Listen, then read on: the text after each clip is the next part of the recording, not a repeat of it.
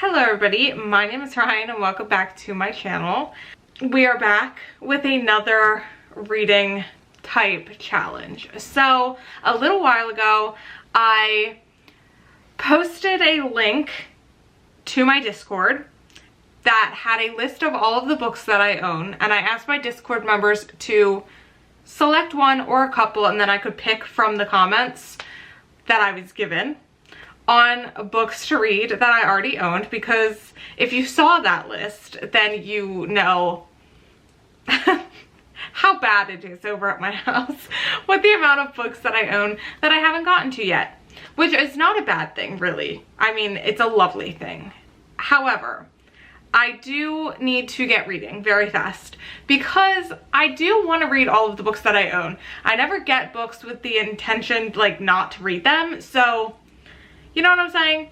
Anyway, I also put a link to my Discord and everything like that on my YouTube community page for anybody who wanted to join so that they could recommend a book. Basically, I ended up with 8 comments.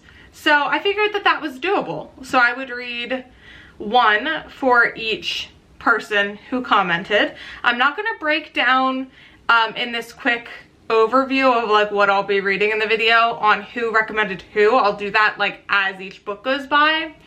But there were 8. I know you will see that there is 9 books here that I'm about to show you because one person did pick a sequel. So I'm going to read the first book, and maybe if things are going great, I will read the second book as well, which is the actual one that was recommended. But technically the first one is on this TBR. I'm thinking that if this goes well, because I did really enjoy it, I might do the same thing but for YouTube or my Patreon. Maybe I'll do like one of each and see. So like Discord versus Patreon versus YouTube, and see which books I end up having the most fun with. Which ones end up being my favorite? I don't know. It'll be like the battle of the social media platforms on who does a better job at picking out books that I'm gonna like. Now, granted, all of these have a very equal chance because obviously I bought them. So I think I'm going to like them all. However, not all books are created equal in a way. There are some here that I have previously read from these authors and love, which obviously the people recommending the books to me did not know. And you know, that, hey, they just know. That's all I'm saying. They picked some good ones. So I'm going to quickly break down all of the books that will be featured in this video. And there will be timestamps in the description for each book if you only want to see my thoughts on a certain book or like my reading journey with a certain book. I will do that for you. For a quick overview, this is what we are looking at. I'm going to quickly break down, you know, little backstory perhaps that I want to say before I get into them. So the first book that I have picked, and again, I'm not going to do the comment yet. I'm just going to, no, actually, maybe I will. I did a little rearranging so that I can break you down perhaps reasons why I picked certain books out of the comments as opposed to some of the other books, okay? The first book that I chose was The House in the Cerulean Sea by T.J. Klune. This was recommended, as you can see somewhere on the screen, by Your Average Warlock.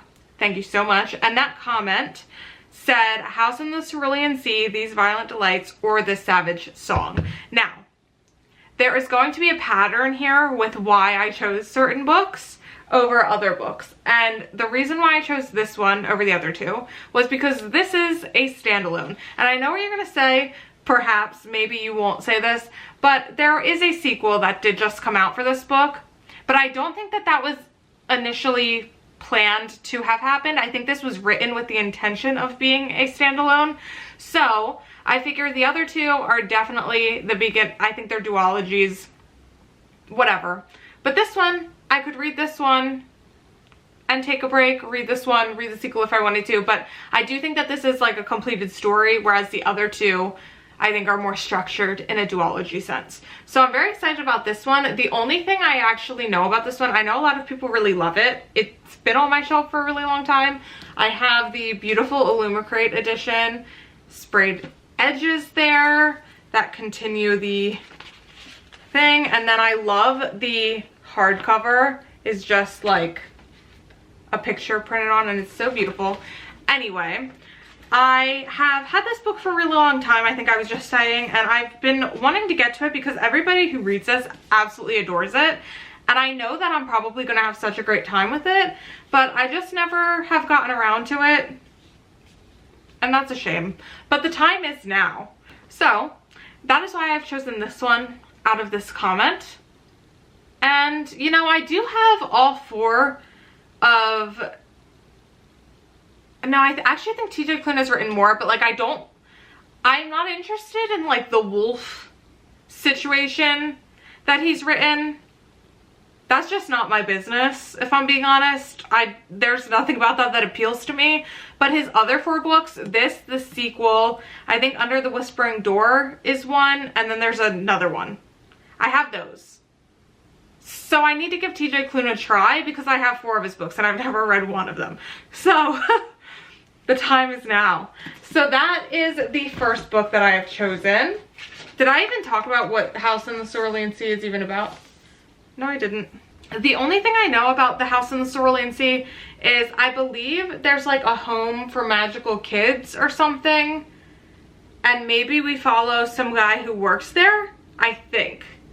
And you will come to know that a lot of the books that I buy, I maybe read the synopsis when I buy them, but then I never think about them ever again until I'm reading them. And I don't typically like to reread the synopsis before I dive into the book because I like to leave things more of a surprise, you know? I like to go on that journey.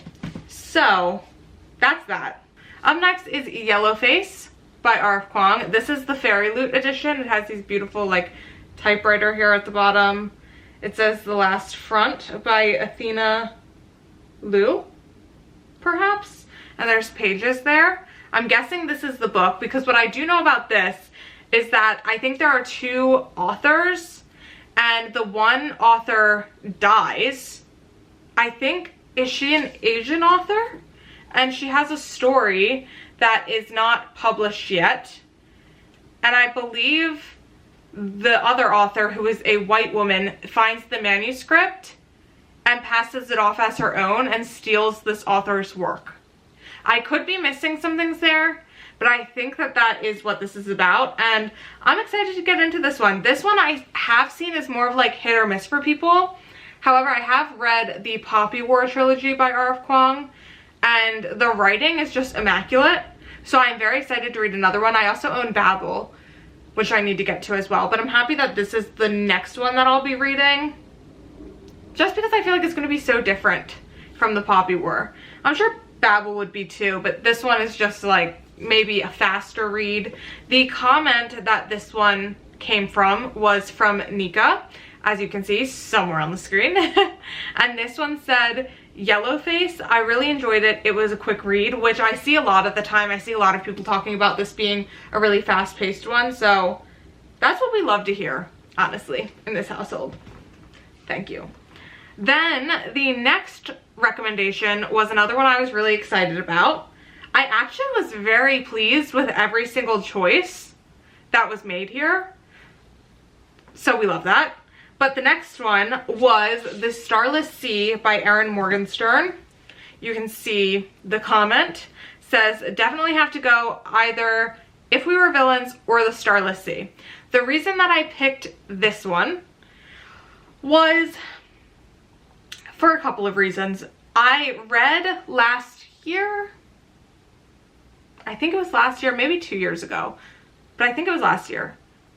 I read The Night Circus, and it changed my mind. It's one of those books that I don't think is for everybody. I feel like so much happened in that book, but also nothing at all. That's the way that I spin it. I don't know. It's kind of hard to explain, but if you've read the book, I think you actually understand exactly what I'm talking about. But it was brilliant and I loved it so much. This is her only other book, and I was kind of hesitant to pick this one up quickly because it was 10 years between The Night Circus and when she published The Starless Sea. I believe it was 10 years, maybe longer, but I think it was 10 years.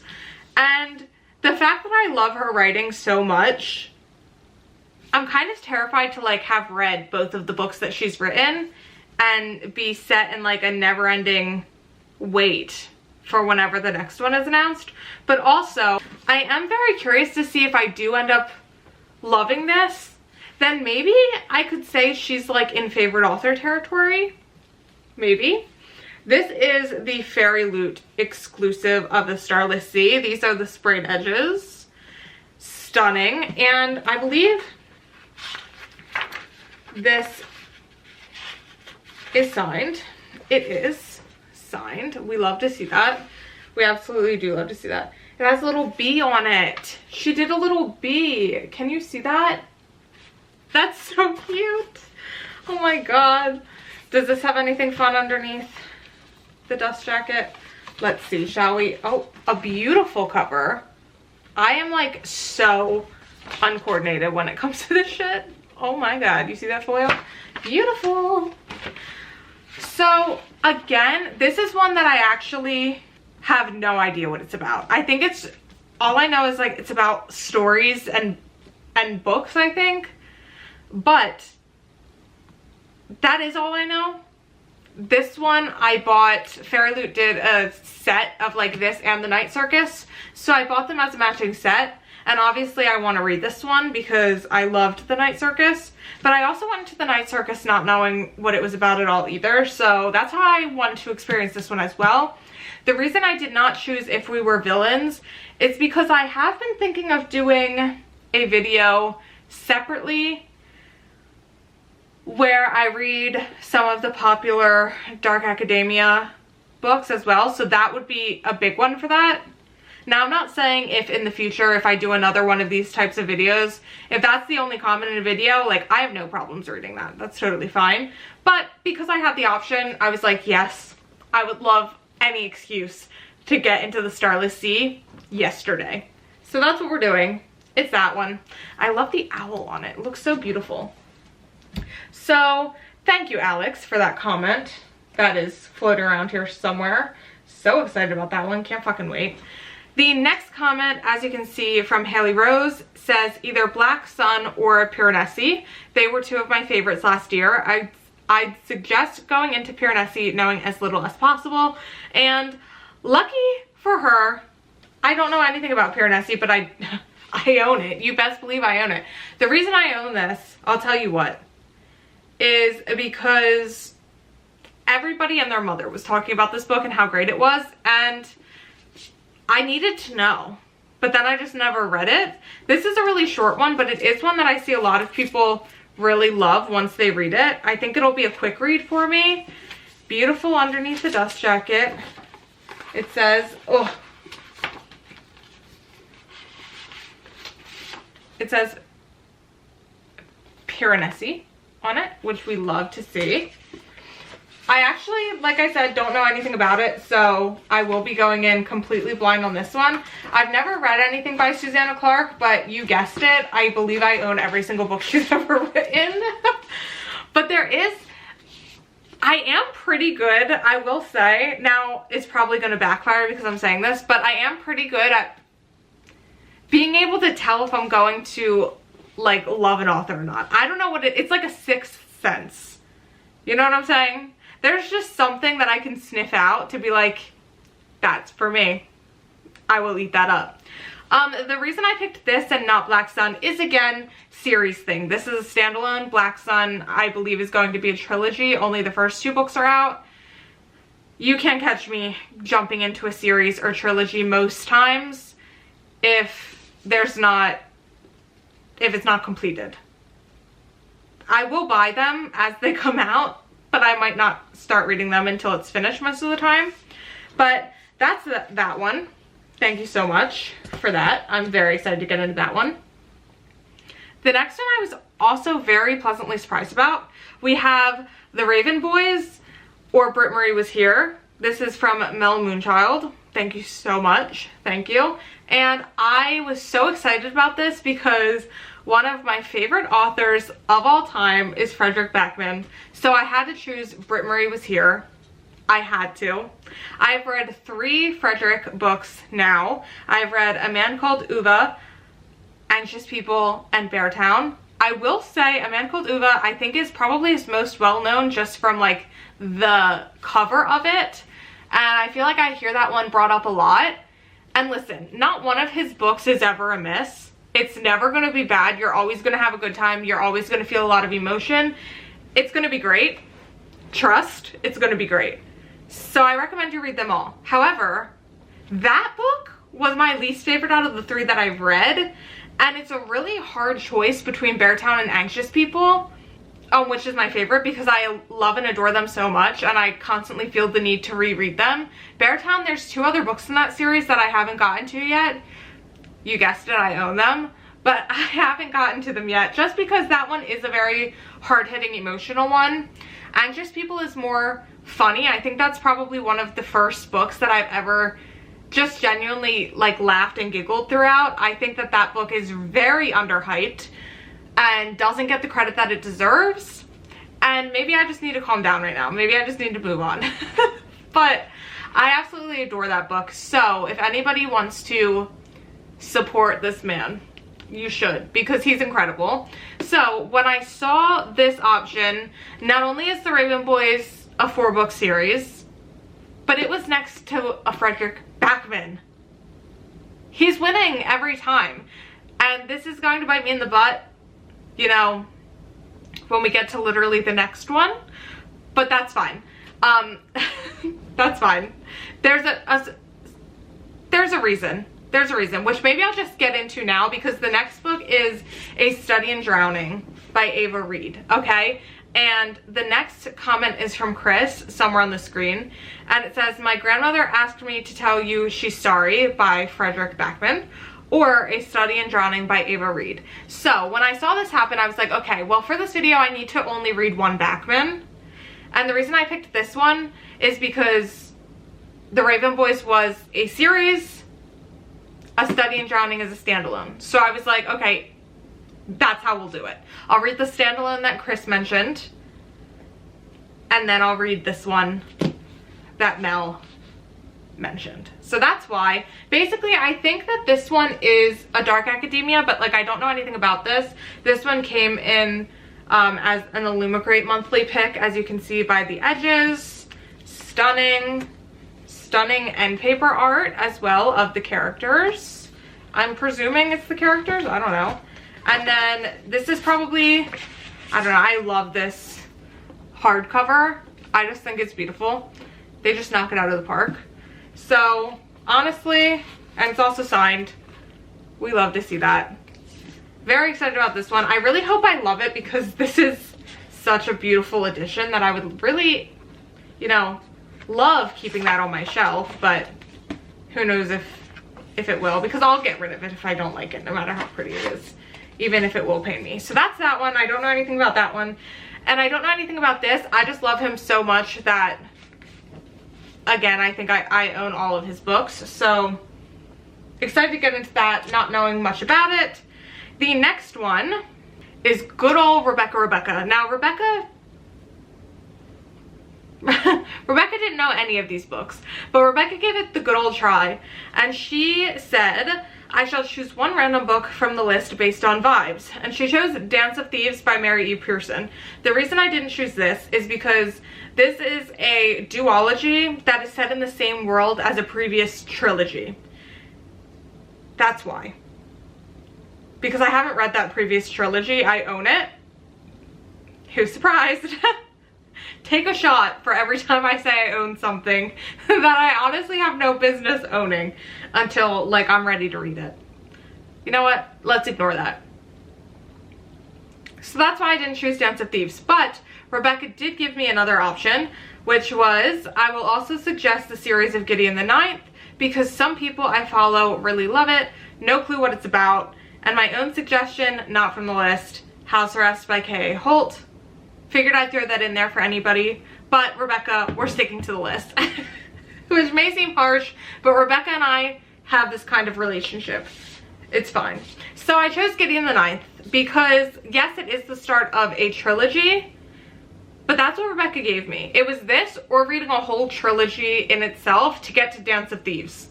So this is what we're doing. We are reading Gideon the Ninth. I don't know anything about this except for I think it's about necromancy. That's all I know. And surprise, surprise, this is an Illumicrate edition, as you can see on these edges. I do believe that this is signed, perhaps. It is. Oh, I'll show you the beautiful page that it's signed on. Love, love, love. And it's got some artwork on the reverse dust jacket, which you can't really see very well, but there's that. And also, look at this beautiful, look at that. That's beautiful, actually. Wow. So, very excited about this one. I've heard a lot of great things about this one. I also heard that sometimes it takes a minute to like get into it and really understand what's going on until you've kind of finished the book. So I'm expecting this one maybe to take me the longest. This one and the Starless Sea perhaps, just because the Night Circus took me a little bit. It was a bit of a slow one, but I like that sometimes. So I'm thinking that these two are going to take the longest, but maybe not. Maybe I'll be surprised. And then the last comment, as you can see, is The Undermining of Twyla and Frank from Patates. Thank you so much. And this is the one that I was saying, it is a sequel to The Undertaking of Hart and Mercy, which I'm very excited about. These are the Fairy Loot editions. I literally, you guys chose like all special editions, which is kind of awesome because I just get to show you pretty books. And I'm reading books that I'm getting in my subscription boxes, so that's always a win. So I'm gonna put The Undermining of Twyla and Frank down just because I don't know if I'm gonna actually read this one, even though this is the one that was recommended. Let's be real, he just picked from the list on what vibes he liked. So we're reading the first one because I wasn't about to make him pick again, which, again, I don't know anything about. This card says, it's filled with laugh out loud moments and a romance that will tug on your heartstrings. It's a unique and joyful read, which we love. It seems like it's a bit rom-com-y, and yeah, I don't know. And it's signed, which we also love to see. We've got some beautiful character artwork, and let's see underneath the dust jacket. We've got some nice character foiling on the front there. We love. So these are the books that I am going to be reading. If I had to make a bet, I feel like the easy choice would be that I'm going to love the Frederick Backman, but I could see Gideon the Ninth being a favorite. If I had to choose one that I think will be my least favorite, it would be The Undertaking of Hart and Mercy, just because I'm not really a romance reader. The thing that this one has going for it that I think I am going to enjoy it is that it is a fantastical type thing. Like, I think romantasy I might be able to get behind. I haven't really dived into it, but there's nothing I hate more than a book that is just solely following a romance. That's just not for me. It's never been for me. I love that for the people who love romance, for sure. But to me, I have a really hard time because I feel like even though there's different ingredients for the romance story, you still know most of the time that this couple that you're following is going to go through this hardship. They're going to break up. They're going to get back together and live happily ever after. So to me, I just find that boring. I, again, love that for everybody who loves romance and does that, but like, I need something going on. So I think with romantasy and having the fantasy element, that is also playing into the romance, because I love romance in my books. Don't get me wrong. I love having that as like a side plot thing. That's just not always my favorite main part of a story, if that makes sense. So The Undertaking of Hart and Mercy does have potential for me to really enjoy, and I am looking forward to getting into all of these. I feel like I might start with either, I don't know what I want to start with. I feel like I could start with the Frederick Backman just because I have a feeling that that'll go really fast. But I also feel like most of them are, I feel like all of them are going to go really fast except for the Starless Sea and Gideon the Ninth. So I don't want to start with either of those right off the bat and put myself into a slog. But I'll update you when I decide to choose which one I'm starting with. See you then. Hi guys, hello. It is me. Who else would it be? Well, whoa. I'm here to update you because I had selected the first book that I was gonna read. And the way that I picked it, because I wanted to read them all and I didn't really have a preference of like which one went first, was I went on Libby to see if any were available for me to download the ebook of for my Kindle. Just that I could have it on the go with me, you know, that's my favorite. And then I put holds on like all of the other ones because I've been, ever since I got my Kindle for Christmas, I've been really enjoying reading, like some physically, some on my Kindle, just some back and forth, and just a mixed reading experience, you know, like reading the book if it's with me, reading on my Kindle if that's with me.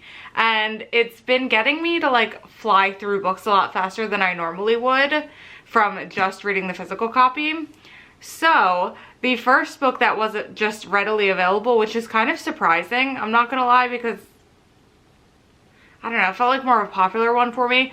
But the book that we're kicking this off with is A Study in Drowning by Ava Reed. This is Chris's pick. And surprisingly, I started this like 2 days ago and I'm like 150 pages in. I think probably about like 40% of the way through. I'm eating it up. I am not sure how I feel about it, really.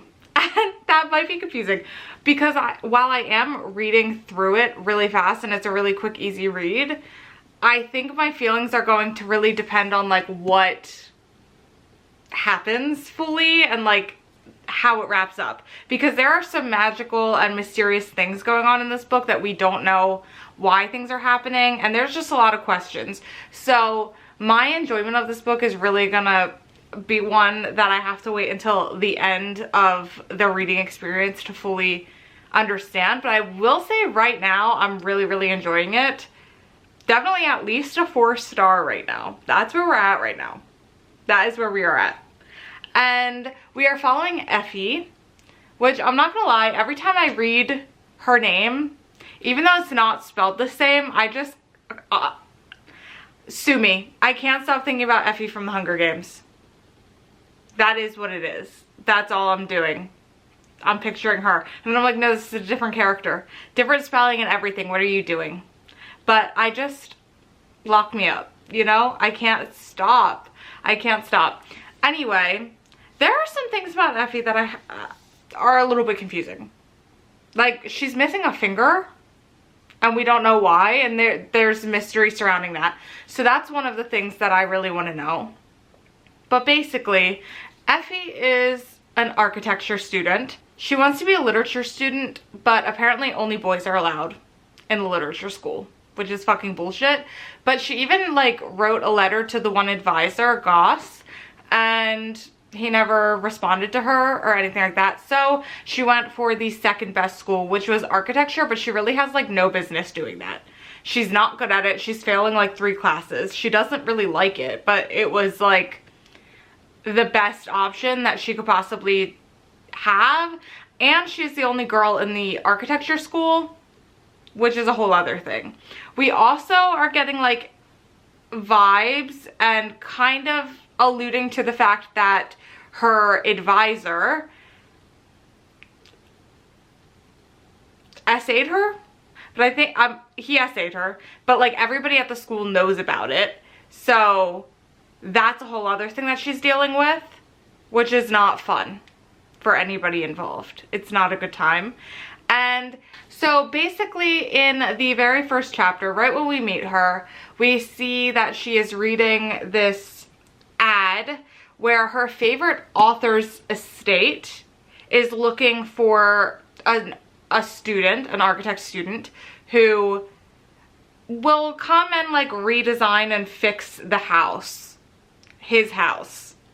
And he had just died 6 months ago. And so she's like, this is my favorite author's house. I'm definitely like going to be applying for that. So spoiler alert, we find this out literally chapter 2. She gets it. Okay? So she goes to this house, which is like kind of sketchy area. And everybody's warning her not to go because it's a sketchy area. But homegirl is determined. She's determined to get that shit done. So she goes, and we're seeing some weird things, but like, she's also not sure if it's real. We're not sure if it's real, and we're not getting answers on whether it's real or whether it's not real. We're just getting like, other people are seeing this too, right? So there's that kind of magical thing, and the whole time we're alluding back and forth to this famous author's his most well-known work, and how it's like a fairy tale with this fairy king, but this fairy king is like kind of evil, but also the romantic love interest in the book, but he's kind of probably real. So it's a whole thing. It's a whole journey. So we're figuring out like what is real, what isn't real. But while that is happening, we also run into and learn that another student, a literature student, is also at the estate, Preston. Yes. And he is like really nice to Effie. Effie in the beginning was kind of pissing me off a little bit because she was just constantly thinking that like everybody who spoke to her was like out to get her. Luckily we got over that quick with Preston, but like in the beginning I was just like, there's no reason to be acting like this. Like at school, yes. With Preston, relax. You just met this man and you are like coming for his neck right now. So just relax. So she has, and we find out that he is like trying to be the first one to write a biography on this author. No one ever has. The author was kind of like very private. Nobody really knows much about him. So he's there like reading this author's letters and things like that. And it comes out that he seems to think that this famous author, who's so well known and studied everywhere, maybe was not the sole writer on his books. So he's trying to do a deep dive into that while Effie's trying to figure out how to fix this house that is like being washed away into this water. I think it's an ocean, something like that. And also, I believe there's 2 countries that are kind of at war. And Preston is from the one country, and then Effie is from the other one. And so that's a whole other thing that's playing. I really wish, the reason why I'm not going more into depth on that is because that is probably the most confusing aspect of it, is like the whole like where they're from, this war that's kind of going on in the background is a little bit confusing because there's not a map in here and it's not really like talked about. Like, I don't know if these countries are just like right next to each other on the same bit of land. I don't know if one is kind of more like in the north and the other one's more in the south. I don't really know the setup of this place, so like a map probably would have been really helpful for this, just because that was mentioned a lot in the beginning, because like Effie had problems with the fact that Preston was from this other country in like in the literature school studying one of the major authors of her country. So like she had a big problem with this. So right in the beginning, this was a problem, but like that was kind of confusing for me. So I read it and it sunk in, but I'm like, I need to see the lay of the land. I need to see what is going on and where things are because I'm confused. But now I'm trying to just focus more so on this house, the inner workings of this house, what is going on in this house. I am starting to like Effie more than I was at the beginning. I love Preston. Preston's great. Preston just seems like a little sweetheart. Love. And he's also just been nothing but so kind to Effie. So kind. So kind. He's being so nice. So, again, I do have a lot of questions. But that's the thing, is like there's a lot of mysterious type situations going on in this book that are all, I think, going to come to a head towards the end. And that's really going to influence whether or not I end up liking this book, is like where it goes. And not so much like the characters, because I am really enjoying the characters. So that's going to be a win. I doubt that the characters are going to regress. So yeah, that's where we're at. I will update you maybe if something happens, and probably at the end of each book I will do like a little spoiler section if I feel the need to. If I just feel about it, I probably won't go into too much depth. But if I really love something, I'm probably going to want to talk about spoilers, and if I really hate something, I'm probably going to want to talk about spoilers so that you know why. So that's that. This one I'm sure will probably have a spoiler section, just because there's just so many questions, so many things to be learned still. But right now, Chris is doing it again. If you saw the last video where I read books that were recommended by my Discord members that weren't books that I necessarily owned, just they could have free reign to choose any book in the world that existed, Chris's selection was my favorite. So that's something. So we'll see if Chris does it again with this one. Do we think this is going to be my favorite out of the bunch? Only time will tell, folks. Only time will tell. I'm not thinking so, though. No, I'm just kidding. I'm just kidding. This is a good one. I just really can't see anything beating like a Frederick Backman. I haven't even started that book, but I'm just like, I have so much like a hope of going into that book that I'm like, that one is at the top, I think. That one and the Starless Sea. I feel like everything is going to have a hard time beating either of those. But we'll see. This could slide in there depending on what this does. I'm very excited, and I am flying through it, so that's also always a good sign. If I'm wanting to pick it up, then I'm enjoying myself. Okay, well, I will update you when I feel the need. Or if I finish it and I don't feel the need, I'll update you then. Wow. This really is just a beautiful book, huh? Okay, well, goodbye. It is the next day from that last clip, and I have finished A Study in Drowning by Ava Reid. I flew through this book. I ended up giving it a 4.5 out of 5 stars. I had so much fun with this. I'm not sure. I think this might be categorized as young adult, and I don't typically enjoy young adult as much anymore. There are some books that do still do it for me, like this one, for example. The only reason I didn't give it a full 5 is because when I filmed the last clip and I wasn't quite halfway through the book yet, I had a prediction in my head, and I didn't want to say it because I didn't want to spoil it if I was right. And I did end up being right about that, so I'll get more into that like when we get into the spoiler part of the wrap up here for this book. But that's the only reason. Like, I loved the characters, I had a great job, and the story made absolute sense. But the fact that I was able to kind of like know what the main mystery of it was from not even halfway into the book, that was a little bit of a letdown. But like, I also loved the way that they wrapped it up and everything like that. So I would say that that's the only reason. And who knows, it could change to a 5. Like, if I am reading a couple other books and stuff like that and I'm still thinking about this book, then I might bump it up to a 5. But right now I feel good about a 4.5. I really, really liked this.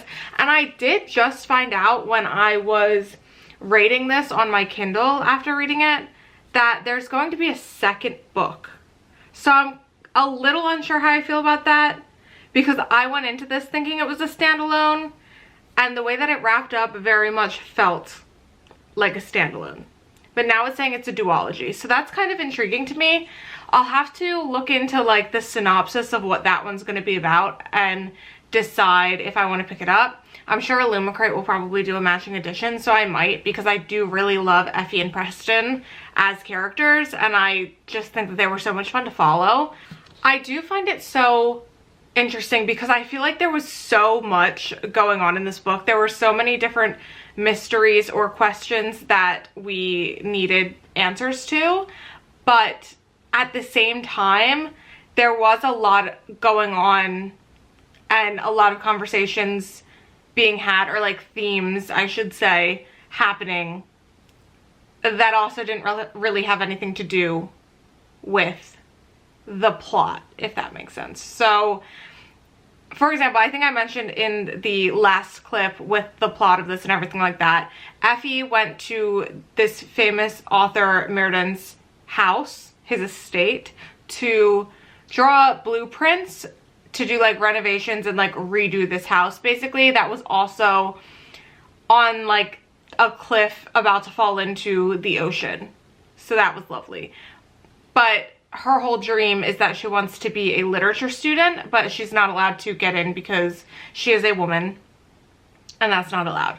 Preston is there to do his thesis on Merrin's work, but there's also an underlying situation, and this may be a spoiler, so if you are interested in reading this, I'll put like a little timestamp somewhere on the screen that you can fast forward to, and that'll get you past the spoilers. So I guess I'll enter into spoilers now.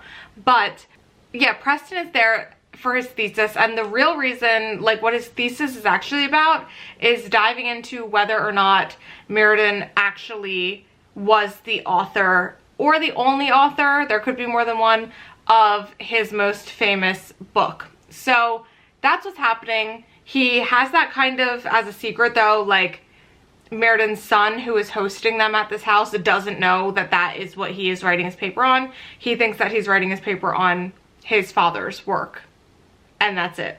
So he's been provided with letters and things like that. So him and Effie, Preston and Effie, end up working together to try to find out more information, and they just go on this journey. While this is happening though, we also have a magical element going on that takes elements from the book in the story, the Fairy King and everything like that.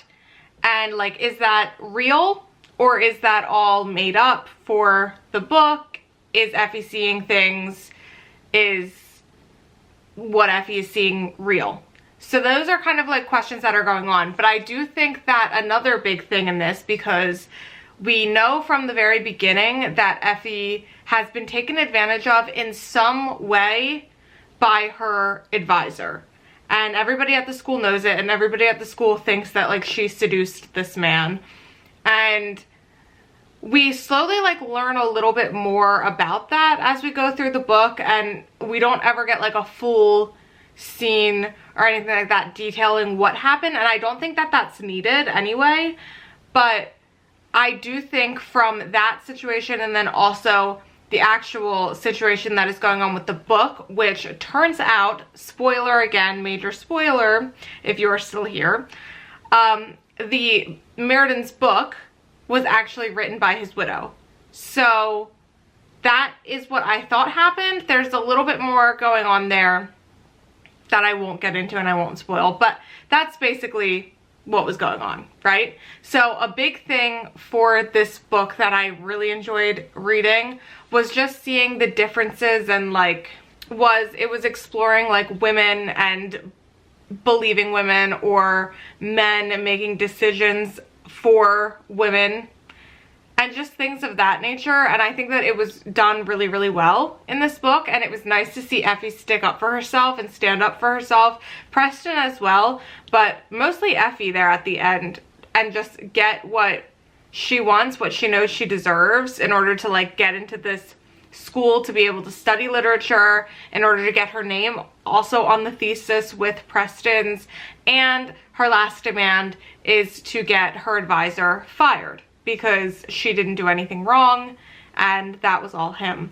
So just seeing that made me really happy at the end there. I just loved how that wrapped up and everything like that. I also really enjoyed seeing Preston and Effie's relationship blossom. They started out on a little bit of shaky ground. I feel like Preston was always kind, and always very kind. Effie had her guard up a little bit, and based on the things that she's gone through, like, you understand why she did. But with the more time that they spent together, the closer they got, and it was just beautiful to watch. I love Preston, I adore him, and I also love Effie a lot too, but just the way that Preston treated Effie was lovely and was able to see things or understand things without her necessarily having to break it down and tell her certain things was lovely. I just think he handled things very delicately, but also just incredibly well. So with that being said, love them to bits. Love, love, love. And there is actually a quote that I highlighted. I read it mostly on my Kindle. So let me read this quote to you, because there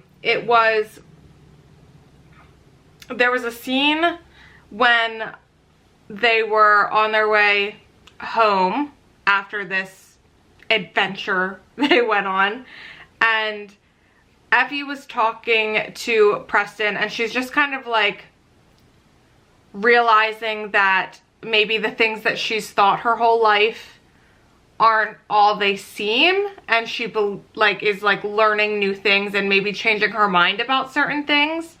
And also, you know, she's apologizing about like pestering him and just not being maybe as kind or as easygoing as she could be to him.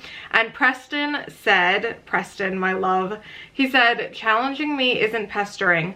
I'm not always right. Sometimes I deserve to be challenged. And changing your mind isn't foolish. It just means you've learned something new. Everyone changes their mind sometimes, as they should, or else they're just, I don't know, stubborn and ignorant. Moving water is healthy. Stagnant water is sickly, tainted. And I just thought that was so great. I liked that a lot, because just the water line there at the end, it's like things that sit and don't change and evolve ends up being something that we should be wary of in the water metaphor, whereas the moving water, people that are evolving and changing, are what is good and healthy for you. So I just thought that the way that he responded to that and let her know that everything that she was feeling was okay and actually good was beautiful. And I really, really enjoyed this one. So thank you, Chris. You've done it again. And I'm very excited to move on to the next book. I don't know what book I'm going to... Let's see what I have on my Kindle. Let's see what I have on my Kindle, because I have been just reading like crazy on my Kindle. So I should just read something from there. So la-di-da, la-di-da. So it looks like I have Piranesi, Yellowface, and the Undertaking of Hart and Mercy. I feel like I could do Yellowface next, maybe, because that one is, I don't think, magical very much. So maybe a little break in between magical, but I also think that there's only 2 books in here that aren't very magical. So maybe I shouldn't use that just yet. Maybe I should do... How long is Piranesi? You guys are just like really going with me on this journey. Piranesi is 246 pages. Nice. How long is the Undertaking of Hart and Mercy? I think that one's longer. Yeah, 449 pages.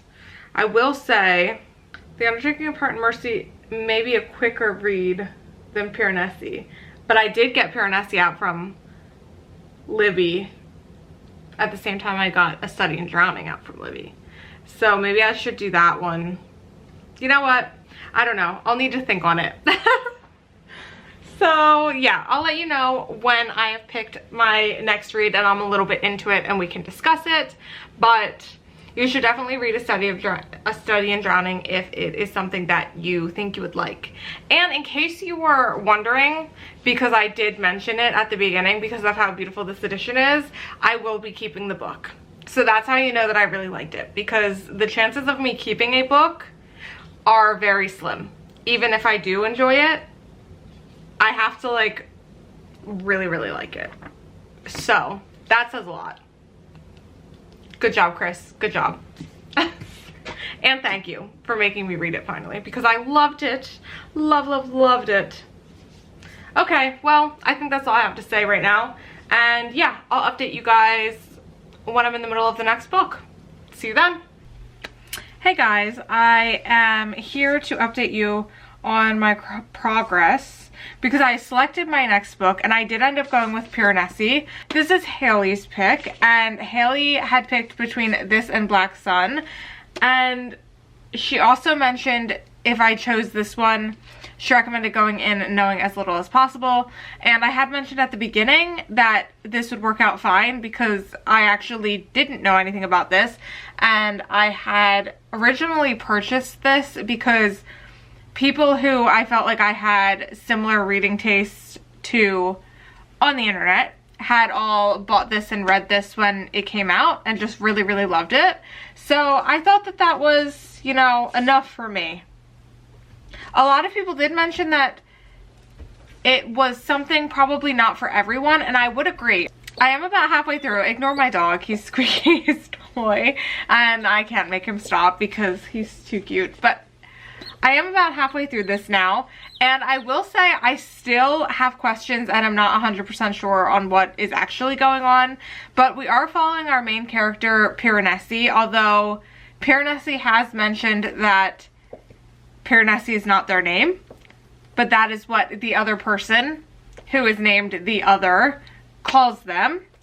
And Piranesi seems to live, this book is set in this building, it seems like, that is kind of never ending. It has been referenced to as the Labyrinth, and I don't really know what really is going on, but I think something is going on. There's lots of halls, lots of walls, north, south, east, western halls.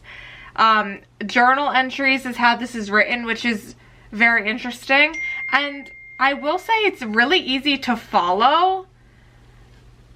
So like the story itself isn't confusing. I should say, like, I'm totally understanding like what is happening with Piranesi. I just don't understand the situation in which we are in. And I think that that is what Haley meant about know as little as possible, because I think that with the way it's going, I do think there's some kind of reveal that maybe will happen. But I'm really enjoying it, and I'm enjoying reading from Piranesi's perspective just because they seem so curious about things and are very open to exploring what new things appear, and just the way that they think through things is very interesting to read from. So I am very much enjoying this, and yeah, I guess I will update you probably once I finish this and I'm ready to pick my next one. But all in all, just having a great time with this. I also have the Barnes & Noble exclusive edition, and I don't know if that means that it comes with like, usually sometimes it'll come with like an author interview or like an extra little bonus scene or something like that. So I'm curious to see what is special about this when I do get to the end. But I am flying through it. I mean, I just finished A Study in Drowning like 2 days ago, and I'm halfway through this, and I had some pretty heavy travel days, and I managed to get like half of this read. So I'm hoping to finish this within the next 2 days or so and move on to the next book. But I'm loving it, really, really enjoying it. This one does feel like it's going to be a winner, depending on how it ends. But just the way that it's written and everything like that, loving, vibing with. I want more. So that's Piranesi. Guys, I am here with an update. Now listen, it's quite an update in general, but yesterday, basically, I had a little bit of an accident at work with a horse. So I have hurt my knee pretty bad. I am on crutches. I have them off to my left here.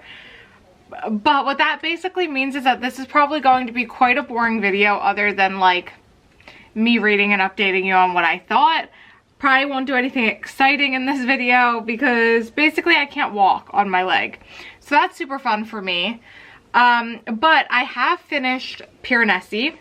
I ended up giving this 5 stars, and I don't really want to get into much more than what I already previously said about this, because I do think that Haley is very right.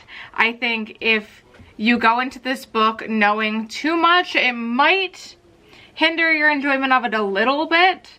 Maybe not. It's extremely well written and things like that, but there is some underlying things going on. So I feel like if you know all of that information, it'll just take a little bit of that reveal fun out of it. But I loved this book so much. I loved this. This is another one that I'm going to be keeping. 2 for 2. You guys are already 2 for 2, which is quite scary. And I will say that the next book that I'm reading, which I'll give you a little update on once I'm done talking about this, although my copy's all the way over there, and because I can't walk, I'm not going to hold it up, but I will just talk to you about it. No big deal. But I'm also loving that one. So you guys really are just like, I get it. I picked the books out initially to buy them, but I know that there's going to be books that I own that I don't like. So the fact that so far we have 2 for 2, potentially 3 for 3, this may have been the best decision I've ever made in my entire life. Because I bought this book, I really wanted to read it, and then it just kind of sat on my shelf since it came out. Which was like, I think I've looked at this already, but I feel like it was, what, 2021 or something? I don't know. 2020? 2020! This is a first edition. I bought this in 2020. And there's books that I own that I've owned longer than Piranesi. So, like, come on, girl. Get it together. What are we doing? But anyway, I loved this. I love Piranesi. I'm going to be keeping this book. I kept this one and A Study in Drowning. This is unheard of, folks. And I might keep the one that I'm reading right now. That's crazy. Anyway, I don't have too much more to say about this one because I don't really want to get into spoilers for this. I know I did like a spoiler section for A Study in Drowning, but I don't want to be the person who spoils this for you. If you don't want to read this and you just want to know what happens, I'm sure there are some great recaps on it, but I do recommend just reading it because it was incredible and I adored it, and I adore Piranesi and I love it so much and it's so great. And I just was so satisfied with how it ended. I was a little bit worried, and if you've read it then you know, I was a little bit worried towards the end that it wasn't gonna end up how I wanted. I thought that things were going to be a little bit more open-ended than they ended up being. And we ended up tying it up in a nice little bow in just such a beautiful way. And yes, I just 10 out of 10. I love Piranesi. Love it. Love it. Susanna Clarke. I own, what is it? Jonathan Strange and Mr. Norrell. Is that? Yeah. And then The Ladies of Grace Adieu. I think those are the only 2 things. Yeah, which is stories. Those are the only 2 things that are in here as well. I think Piranesi was the latest book. I don't know. I think Susanna Clarke just also released like a little novella of sorts as well. But I do own the other 2. So this has made me really excited to pick those up. Just love it. Okay, little update. I guess I could do this because I am reading some of it on my Kindle. Not that I know that you could see, but I am reading, Yellowface. It's a little bit, the screen is a little dark, but that's all you need to know. I am reading Yellowface, and this is Nika's pick, but this is the only option that Nika gave me.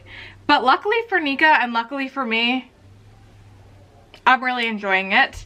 It just has a lot to say about own voices and who should write what kind of stories, and just looking at it from all different aspects. So basically, if you don't know what Yellowface is about, we are following this author, Junie, and she has a friend, Athena. I use that loosely because she's kind of extremely envious or jealous of Athena. Athena shot to stardom with her debut novel, and Junie's flopped majorly. So she sits there and hears all of these great things that Athena has going on. Netflix deals, the beautiful apartment that she has because she got a 6-figure book deal, like just smashing it out of the park. and Junie is struggling, having to work a different job to make money and things of that nature. Anyway, they are hanging out. They go back to Athena's apartment and they're drinking and they are eating some pancakes or something. I think it was pancakes. And Athena starts to choke and she ends up passing away. But right before that, moments before that, Athena had shown Junie that she had just finished the first draft of her next book, which is called The Last Front, and it is about the Chinese Labor Corps.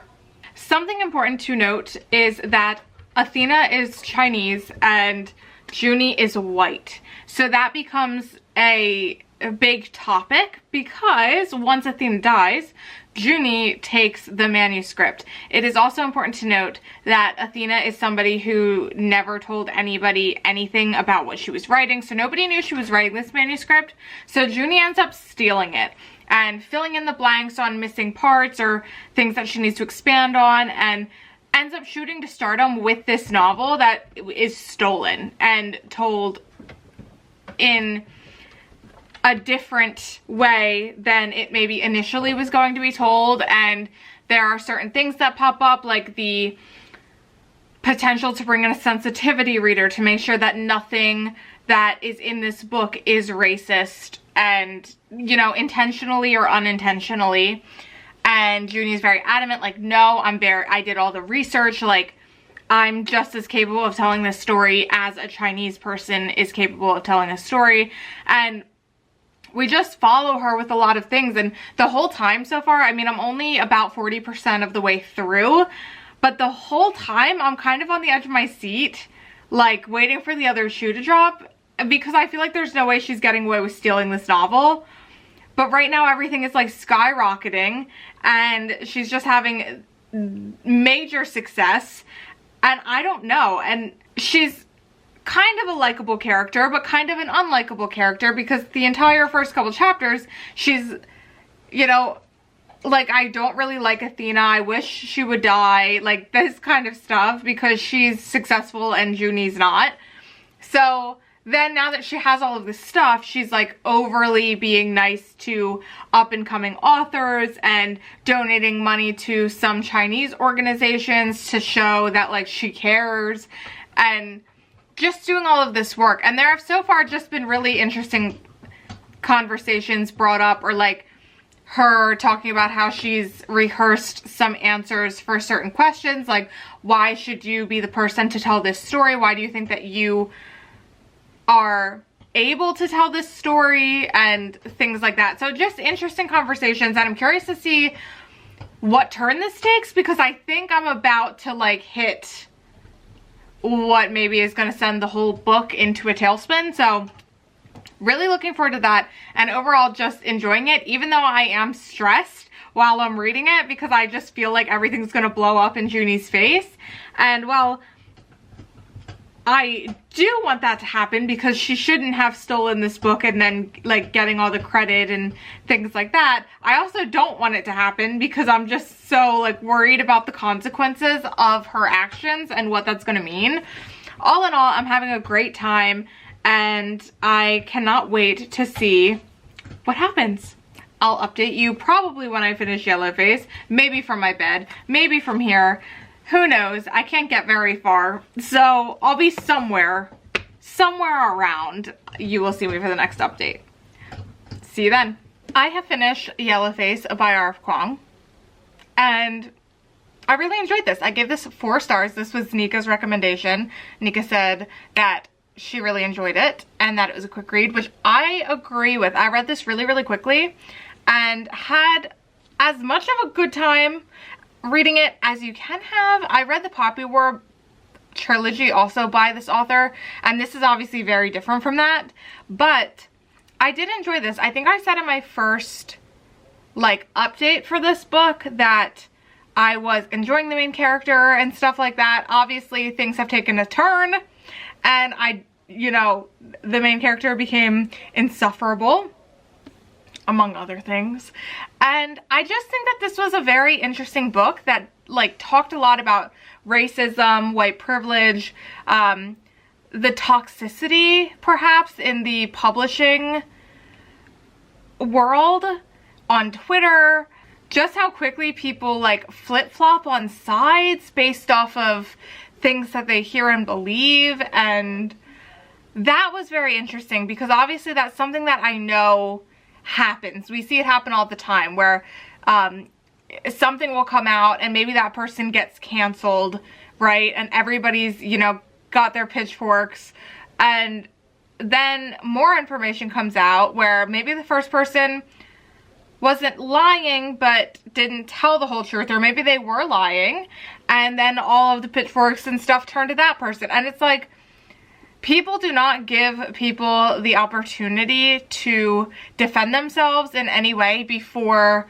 dogpiling. And I'm not necessarily saying in this sense that it was wrong, right? Because obviously, spoilers, obviously June stole this book from Athena and passed it off as her own.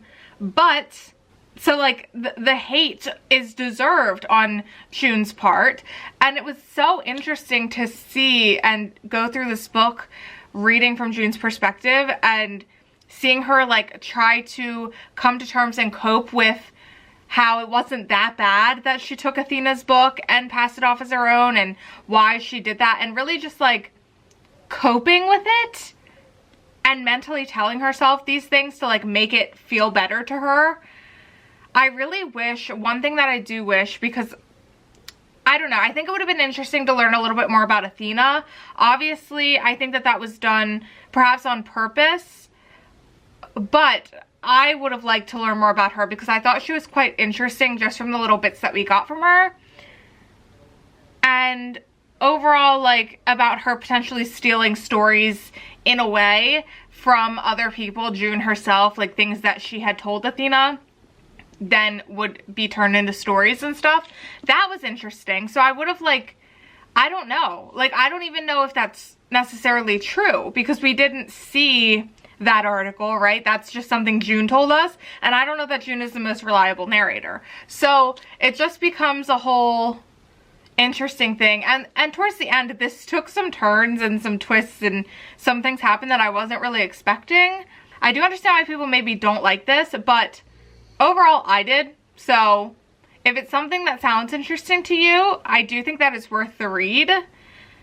And yeah, thank you, Nika, for suggesting this for me. I had a blast reading it. The next book that I read, which I didn't give any updates on this one, I just kind of read right through this one and didn't update because, and there is a good reason, I actually do have a good reason. So the next one that I read was The Starless Sea by Erin Morgenstern, which is Alex's pick. Alex also recommended If We Were Villains or The Starless Sea. I decided to go with The Starless Sea just because I loved The Night Circus so much, which is Erin Morgenstern's first book, that I knew if I didn't read this now, it probably would be a while before I read it. And with how much I love The Night Circus, I didn't really want to wait.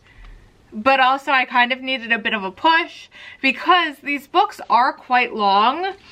And something that I have noticed is, even though I love Erin Morgenstern's books, they kind of are not books that you can really like rush through or stay up all night and read. Both of them I've taken kind of slowly, but it felt needed for them.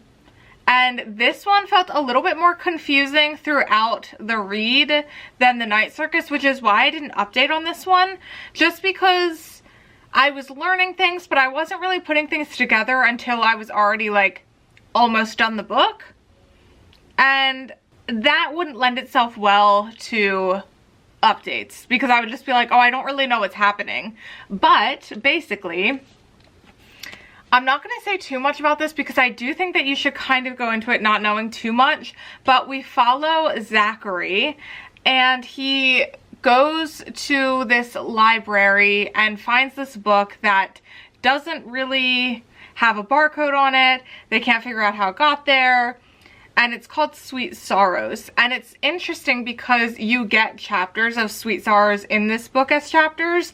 So you kind of get to read a chapter of Sweet Sorrows and then go back into a chapter from what Zachary's up to and then back to Sweet Sorrows. So you're getting to read like pieces of the book, and in each section of the book there's something different like that. So like the first section is passages from Sweet Sorrows or chapters from Sweet Sorrows, and then one of them is, you know, some diary entries from somebody. So like little things like that that really add to the story, and that just, I don't know, like brings such a storybook feeling to it and is so much fun. But basically, this book has a lot to do with doors and whether or not you make the decision to go through them, and just choices in general, and what choices bring out certain, not consequences, but how like different doors and different choices can bring you down different paths. And yeah, I mean, like, I don't really want to get into it. I don't want to get into spoilers, because I think that you should just read this. However, this is the other catch-22 though, because I don't really want to get into it, because I don't even know that I could describe it to you.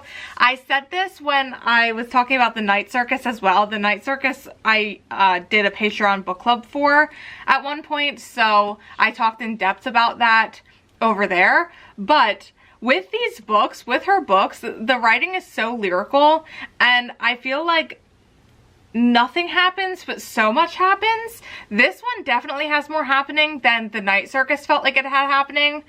But I just feel like, I don't know, everything is so descriptive and beautiful, and her worlds are so vibrant. It's just incredible. But I do think because of the way that she writes, I understand that a lot of people will not like this. I think that these books, this and the Night Circus, are books that you will either love or you will not like. And I am on the love end of this, because both this and the Night Circus were 5 stars. So thank you, Alex, for making me, you know, not making me, but giving me the push to read this. And it is a book that I'm going to cherish and love forever. And I'm so happy that I have read this one finally.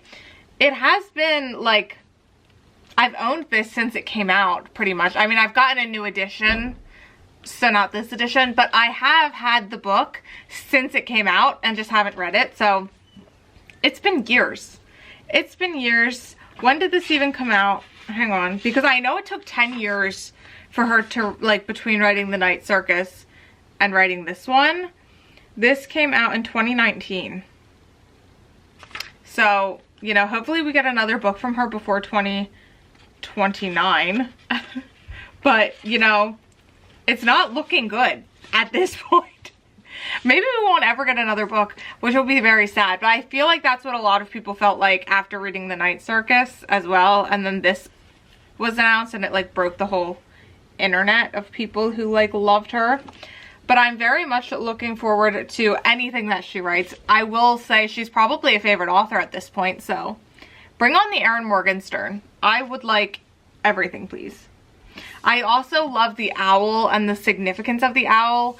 You don't really get that until, again, like near the end of the book. So it's like all of these things are introduced and really making sense at the end of the book. That's why I couldn't really talk about it before. Not that I'm really talking about it now, to be honest. The next book that I'm reading, the book I'm currently reading, it's over there, but I can show you because I am reading it on my Kindle. Hang on, hang on. I am reading The Undertaking of Hart and Mercy.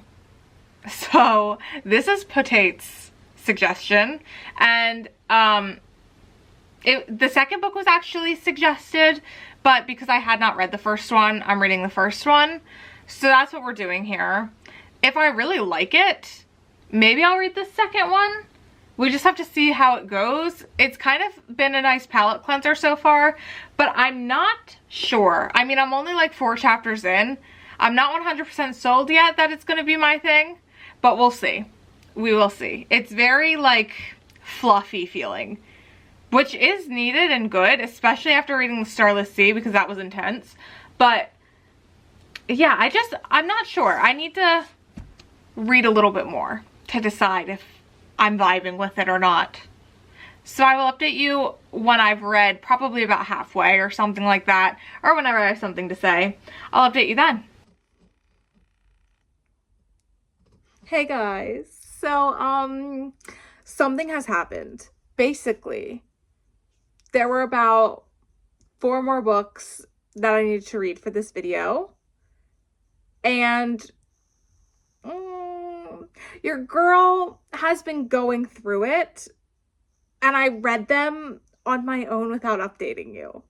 So, because I did that, now I am tasked with the odd situation of sitting down to discuss my thoughts for these last few books instead of like walking you through it. I don't know that we need to like get into a whole like mental health discussion here. We can I don't know if anybody cares, but yeah, just been going through some things mentally, depression, eating issues, like just like everything, you know what I'm saying? It's just really been a bit of a rough year, a bit of a rough time. But anyway, we keep moving and we keep working through it, and that's that. But I did read them. So it's not like I'm just giving up on the video. Like, they're read. I just did never update, shoot any B-roll or whatever. So I want to get this video out because obviously you guys participated. I want to let you know what I thought of the books that you chose for me, because I am so appreciative of that. And I have some really fun bookish videos lined up, but I feel like I can't start those until I officially wrap this one up. And so also, I don't know if this makes sense to anybody, but it was something that like I felt bad about not updating you while I was reading them. So I just kept reading them.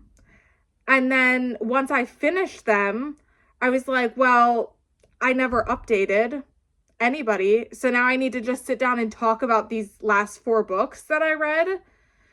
But then it felt so daunting for some reason to do that. And like such a task to do that I just kept pushing it off. And then it's like the longer I pushed it off, the like more scary and daunting it became. And I'm like, what sense does this make? Like, I need to just rip the Band-Aid off and like sit down and talk to you about these books and let you know how I feel about them and just be finished with this video, feel good about it, because I do want it to go out. So I don't know what is happening up there. I don't know, guys. I'm just like going through something. I don't even know. But happy to be here. Happy you're here. A little bit of a different angle, same location, but I think that I just need to do this, which is why I like whipped out my phone and had a little bit of motivation to do it. And I'm so excited for the next video that is coming. So I'm like, I just need to do it while strike while the iron is hot, I think is what the people say. So that's what we're doing. And I am so sorry because this last little bit is probably going to be really boring since I didn't end up filming while I was reading them. And I'm going to get better at that. I'm just like not used to like filming these kinds. I guess I don't know, guys. I don't know. I'm doing my best. I'm trying. And maybe like we'll talk a little bit deeper about shit some other time. Okay? But for now, let's talk about these books. And let me just say that you guys, you popped off on these selections, by the way. So the first one I'm going to talk about, it was The Undermining of Twyla and Frank, which would be this book here. Yes, I do have the stunning Fairy Loot edition. However, this is a sequel. So what I did was I read the first one instead of the sequel because that just made sense to me, you know? And I figured if I really liked this one, I could then go ahead and read the second one. So, potates, I read this, and this was an interesting one. This was the July 2022 book selection from Fairy Loot. And this was described as The House in the Cerulean Sea meets You've Got Mail in this quirky, refreshing fantasy with a rom-com worthy twist. Now, I'll have you know that at the time that I read this, I had not yet read The House in the Cerulean Sea, so I had no clue if this was going to even be for me. I was a little bit nervous about this one. I think this is probably, out of all of the choices, the one I was the most worried about. I think it was also the one that I didn't choose to buy for myself, but was sent in the subscription. So that also added to the nerves for this. But I had such a fantastic time with this one. I'll tell you that. I gave this 4 stars. I flew through it like so quickly. We follow Hart and Mercy, of course. And it is like a bit of a fantastical world, but it is very cozy, easy to understand like what is going on, how the world works. Mercy works at Birdsall and Sons Undertaking company, which is her family's company. Usually it is something that the father does and passes down to their son, but we do find out like there are things going on why her brother, Mercy's brother, does not take over this business, and it's kind of all on Mercy while their dad is doing less and less, able to do less and less for the business. And Hart is a marshal, and he has to go out in this world of Tanria, something like that. Tanria. That's where they are. That's where they live, okay? And there's something going on like with the dead. So you have to like get this key, and that way when you like die, you can have something done with like your soul at one of the Undertaking companies, right? And we're seeing like an uptick in dead spirits that do not have these keys pre-purchased like they are supposed to. So, with that being said, there's only a few places that will take people who don't have keys, and Birdsall and Sons is one of those places with Mercy. Hart is kind of like lonely, moody, broody, like a little bit much. A little bit of an ass, maybe, perhaps. And Mercy, you know, is very nice, sweet, bubbly, but basically they don't like each other. They irk each other, bother each other, hate each other, whatever you may say. It's a little bit enemies, but like not that extreme, but kind of hate each other at the same time. Well, Hart is very lonely. So one night while he is like working, he decides to just write a letter and like titles it like to a friend. So it's not really to anyone. It's just to like get his feelings out. However, there are some cute little side characters who like deliver the mail and stuff, which love them. And this piece of mail gets delivered to none other than Mercy. And so they kind of did this little pen pal thing, not knowing that they are both like spilling their guts about what is happening in their life, their struggles and stuff to each other. Obviously, maybe they find out. Obviously, maybe things happen. There's twists involved. And it was really, really fun. I really enjoyed it. I loved their relationship. The banter was really fun. Maybe like a smidge cringe at points, but I was having so much fun. I just didn't give a shit, which is very unlike me. One thing about me, I am not a romance girl. I do love romance in my books. That's fine. But I really need a plot, which is why I think this worked for me, because there was shit happening where you could take the romance out and still have a story. That's what I roll with. That's what I like to see. Okay? Okay. So this worked very well for me. A lot of fun. However, this is where things have taken a turn. Okay? Because I was like, you know what? This was such a surprise. I really enjoyed this one. So why don't I just read the undermining of Twyla and Frank. Now, Twyla and Frank make a, like, quick little appearance in Hart and Mercy, the Undertaking of Hart and Mercy. So, like, there's that. And there is a third book. It's something about, like, Rosie and Adam, who also make an appearance in the Undertaking of Hart and Mercy. So it's like you're following these other characters that you've seen from this. I read, like, 2 chapters of this, and I just did not care. I did not care at all. I'm sure, guys, I'm sure it's great. I'm sure it's great, but I was like, I actually am fine with just this one. I'm actually fine with just this one. I don't need this, and I don't need the third one. However, now this poses a problem because I did really enjoy this one, and this is something that I probably would keep. I don't know that I would read it again, so, like, maybe there's that. But, like, I have no interest in this. So now I'm going to list these for sale, I think, because who's going to really want the second one without the first one? You know what I'm saying?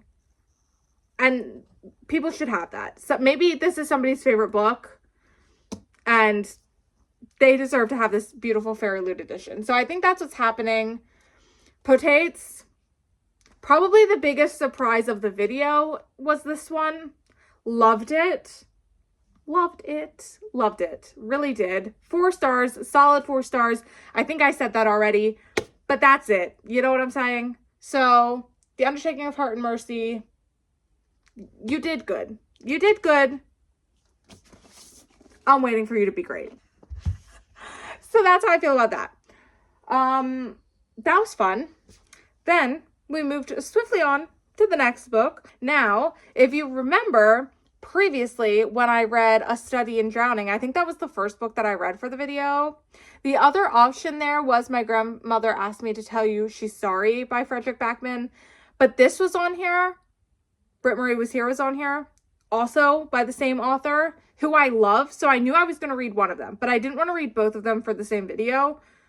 So I chose to read A Study in Drowning so that I could then read Britt-Marie Was Here. Mel, you did something here. You cooked here. I'll tell you that. You cooked here. Now, maybe this is a freebie. Okay, like maybe you shouldn't get all the flowers, Mel. You know what I'm saying? Because, like, this is one of my favorite authors. This is bound to work for me. But you picked it. You picked it. And I'm curious to see if you read this book as well. Or if you just looked at the huge list and just picked one. Because that would be incredible if that's what happened. And it ended up being one of my favorite authors. And a great book. I gave this 4.5 stars. Absolutely great. I cried, I teared up, which I tend to do at his books. There's just something about him and the way he writes these characters that make them feel so real and just, like, genuinely human. Not perfect. They have flaws, but maybe are genuinely great people deep down. In this book, we follow Britt-Marie, and we quickly find out, has left her cheating husband and is looking for a job. She's a bit, I don't even know what to say. Like, I wouldn't say that she's a bit much to handle. She's got a lot of muchness going on, but we love Britt-Marie. She's very blunt, and just says exactly, like, what she thinks, not really having a filter, doesn't like a mess, doesn't really want to be touched, doesn't really, like, just wants to kind of stick to the schedule that she's got, do what she needs to do, keep things clean, help out, like, just, if she can, to keep things clean, doesn't like to be inconvenienced, likes her same cleaning products, for example, like, doesn't really want to use anything else other than what she knows she likes. Very specific and particular kind of human. Okay? And she gets a job in a town called Borg.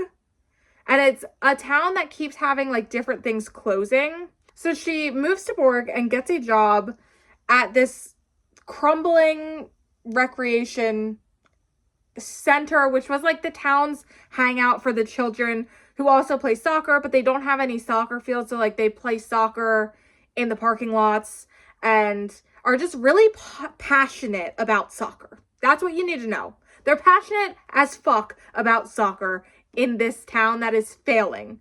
And there's a really sweet police officer, lots of cute kids. Somehow Britt-Marie becomes involved with these children and this soccer team and becomes very protective. Obviously, we learn a lot about all of these different characters. And Frederick, man, what are you doing? We just fall in love with every single character he writes, whether it's this book, Beartown, Anxious People, any of them. You know what I'm saying? So this is the 4th book of his that I have read. It's really difficult, right? This wasn't my favorite book of his, but his books just never miss. Do you know what I'm saying? Like 4.5 is like, come on now. It's a pretty perfect book. It's a pretty great book. And yeah, if you want to feel, you need to read his books. Anxious People is a great one, I feel like, to start with. It's very funny. I think it's one of my favorites, if not my favorite. I really like that one and Beartown the best.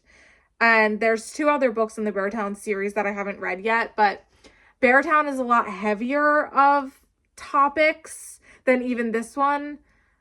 Anxious People is really great. This one, really great. I really enjoyed it. Mel, thank you so much for choosing this one, giving me the option to pick this one. Yes, we love Frederick. We love him in this house. We stan him in this household. So that is Britt-Marie Was Here, 4.5. Thank you, Mel. You win, girl. You win. So that was that one. And then the next book I read was a very interesting one indeed. And this was from Rebecca. You were up next, girlfriend. You guessed it. I did read Gideon the Ninth. I did. And I'll tell you what it's about. It is about lesbian necromancers. That's what it's about, okay?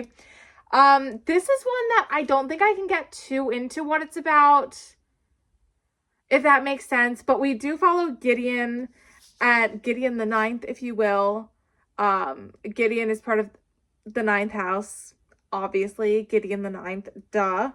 But we do open up with Gideon trying to escape. She has packed all of her things, and it seems like she's done this before. She's tried to escape before.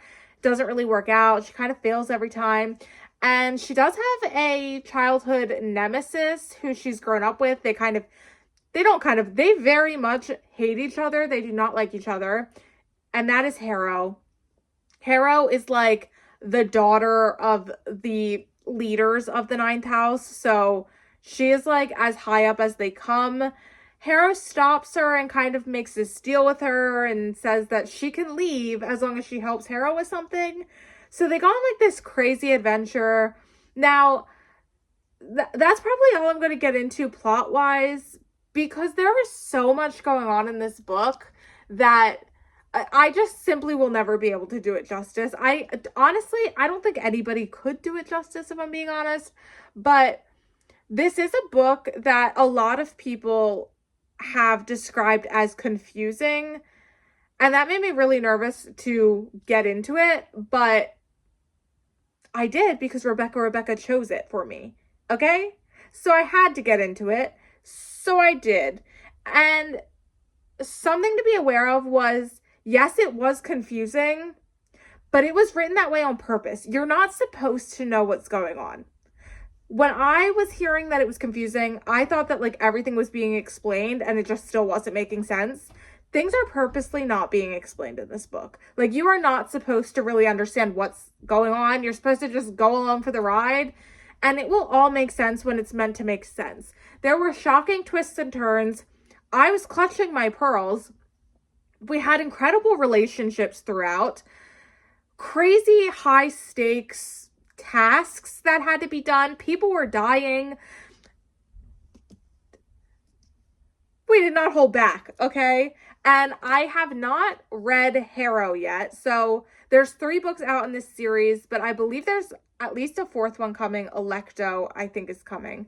So the next book would be Harrow the Ninth. And then we have Nona the Ninth, I think. And then maybe Electo the Ninth is what's coming next. I haven't read the other 2 yet. Harrow and Nona. I've just read this one. This one took me so long to read. Just not because I was confused. Like, I was for a little bit there. But I just felt like I really needed to take my time with this one specifically. Like, I would read a couple chapters and I would still want to read something. But, like, it was so, like, I was like, I need a break. I need to, like, let it sink and process before I continue and read some more. Just to, like, fully unpack what was going on, my feelings on it. Like, it's very intense. It's very intense, but it is very worth it. I think that's all I'm going to say about Gideon. I did really enjoy it. It was quite a journey. Very excited to get into the rest of the series. But be prepared to be confused, but it is on purpose. So don't be scared. Just keep going and things will probably start to make sense. And it'll be a wild ride. So that was Gideon. Thank you, Rebecca. What a fucking time. This is also the beautiful Illumicrate edition. We love her. Love. Then the last book that I read was The House in the Cerulean Sea by T.J. Klune. This, of course, was your average Warlock's pick. And I got to choose between this one, These Violent Delights, or this Savage Song. I chose House in the Cerulean Sea because I had to, and thank God I did, because I gave it 5 stars. As you can see, I don't have it to hold up here. I read it on my Kindle, so that's a thing. I'm just going to put a picture up somewhere probably. But 5 stars, one of my favorite books, if not my favorite book of the video. I loved it so much. I'll recommend it to everybody all the time, forever. The coziest of cozy fantasies. I do know that, like, I think a sequel or perhaps a prequel, some kind of secondary book came out, I think, last year. So I have yet to read that, but that I definitely do want to read. The House in the Cerulean Sea, if you've never heard of it somehow, is about, we follow Linus, and he is a caseworker for the department in charge of magical youth. He basically travels to these orphanages to check in on magical children and make sure that they are being properly taken care of. Like, precautions are in order, whatever. But there is this one island that is run by this man named Arthur, who has some, like, very extra special magical children. And wow, Linus gets sent there. It's very top secret, hush hush, because these are very dangerous children, very exotic special magic children. And of course, right, we just have, like, such a found family situation going on. And it is the most beautiful love story that has ever transpired. Like, I was crying at the end, happy tears, not even sad tears, and that does not happen. Like, I cry a lot in books. I love books that make me cry, make me feel a lot of really, like, epic things. I don't typically cry because I'm just, like, feeling so happy about something. And I did at the end of this book. So do with that what you will. But 10 out of 10, 100 out of 5 stars. Like, this book was so good. And it is not overhyped. It is hyped exactly how it should be. You need to read this book. Like, if you have not, it can teach you so much about, like, judging people and I don't even know, like, just looking at things differently, looking at people differently, not taking things for what they may appear to be, but, like, looking deeper and listening and having good communication. Guys, I love it. And there is also some twists and turns even in this cozy one. So that is also incredible to look out for. So please read it. Please read it. Please read it. And thank you so much for all of your recommendations, all of these. I had such a great time making this video. It means so much to me that you participated. I will probably run some kind of other type of situation in the future over on Discord. So if you would like to participate in a video like this where I take recommendations for something, you should join the Discord. The link for it's down below. So that would be awesome because I'm also in there chatting all of the time about shows I'm watching, movies I'm watching, books I'm reading. There's a book club over there that is kind of, you know, very easygoing. You should join, basically, is what I'm trying to say here. Again, I am so sorry that this last little section, this back half, flopped a bit. But fingers crossed that we get shit up and running. Come on, people. We need to do better. And by we, I mean me. So that's that. Again, thank you guys so much for watching, for recommending, for listening. I would also, like, if you have any questions about any of the books that I read or any ideas for bookish videos that you would like to see in the future, please, like, let me know what you want to see. I would love to accommodate that and figure out what we can do. Thank you guys again. I think I said thank you like 50,000 times, but I'll see you guys back here in the next one. Bye, guys.